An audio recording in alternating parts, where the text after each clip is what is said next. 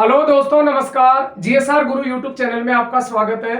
शिक्षक भर्ती, सीईटी की तैयारी करने वाले, एलडीसी की तैयारी करने वाले, पटवार, ठीक है, राजस्थान में किसी की भी तैयारी करने वाले बच्चों के लिए जीएसआर गुरु यूट्यूब चैनल पर हिंदी, साइकोलॉजी प्लस आपकी जीके की क्लासें आपको इस चैनल पर प्रोवाइड करवाई जा रही है। आज बात करते हैं बात करते हैं शब्द की।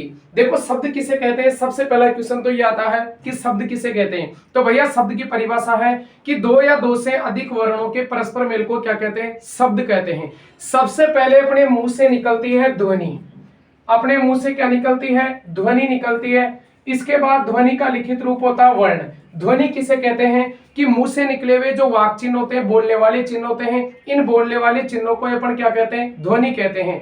लेकिन अगर बात करें वर्ण किसे कहते हैं, तो वर्ण की परिभाषा है कि ध्वनि के लिखित रूप को क्या कहते हैं? वर्ण कहते हैं। अपने मुंह से निकल रहा है र, तो जो अपने मुंह से बोलने वाले चिन्ह निकल रहे वो तो ध्वनि हो गई। लेकिन मैंने र को यहाँ पर लिख दिया तो भैया ये र क्या बन गया? आपका वर्ण बन गया। लेकिन मैंने यहाँ पर दो वर्ण आपस में मिला दिया, शब्द बन गया आपका राम। तो शब्द की परिभाषा है दो या दो से अधिक वर्णों के परस्पर मेल को ये पर क्या कहते हैं? शब्द कहते हैं। आगे बात करते हैं, अर्थ के आधार पर भाषा की सबसे छोटी इकाई पूछे तो वो शब्द है। यानी भाषा की सार्थक इकाई पूछे या अर्थ के आधार पर सबसे छोटी इकाई पूछे तो वो आपका शब्द होता है। इसके बाद बात करते हैं कि प्रयोग व रूप परिवर्तन के आधार पर शब्दों के प्रकार पूछे तो हिंदी में दो प्रकार होते हैं। एक तो आपका विकारी शब्द होता है और दूसरा होता है अविकारी। अविकारी का दूसरा नाम होता है अव्यय। यानी प्रयोग व रूप परिवर्तन के आधार पर शब्दों के प्रकार पूछे तो दो प्रकार होते हैं, एक विकारी और दूसरा कौन सा होता है? अविकारी। यदि विकारी शब्दों की बात करें कि विकारी शब्द किसे कहते हैं, कि वे शब्द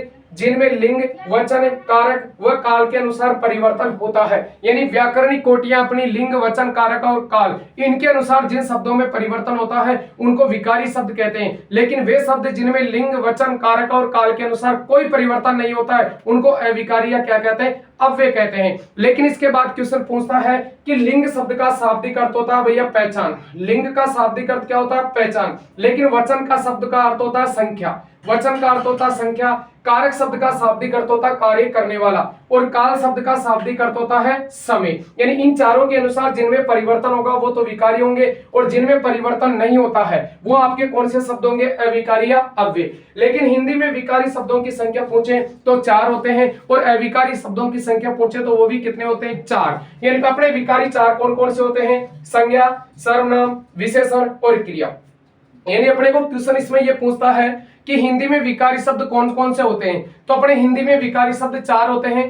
पहला होती है संज्ञा, दूसरा आपका सर्वनाम, तीसरा विशेषण और चौथी होती है आपकी क्रिया। यानी विकारी 4 होते हैं और अविकारी भी आपके 4 होते हैं। पहला है क्रिया विशेषण अव्यय, दूसरा है समुच्चय बोधक अव्यय, तीसरा है विस्मयादि बोधक अव्यय और चौथा है संबंध बोधक अव्यय। यानी ये चारों आपके क्या होते हैं? अविकारी या अव्यय होते हैं। तो कई बार क्वेश्चन पूछा है निम्न में से विकारी शब्द कौन सा है या अविकारी शब्द कौन सा है। इसके बाद बात करते हैं आपके इन चारों के अलावा, चारों अव्यय के अलावा आपके 3 अव्यय और होते हैं। एक तो आपका होता है निपात। निपात किसे कहते हैं? कि वाक्य में जिस शब्द पर विशेष बल दिया जाता है उसको निपात या बलाघात कहते हैं। कई बार क्वेश्चन पूछा हुआ है कि निपात और बलाघात होते हैं। तो आपका एक तो होता है, एक भी, ही, एक आपका भी, तक, मात्र और केवल। ये 6 आपके क्या कहलाते हैं? निपात कहलाते हैं। इसके बाद आपका एक सकारात्मक अव्यय होता है और एक आपका नकारात्मक अव्यय होता है। अब इनको अपन एक एक को डेली पढ़ेंगे, जिसमें सबसे पहला अपना विकारी शब्द अपन नेक्स्ट क्लास में पढ़ेंगे। वो कौन सा पढ़ेंगे?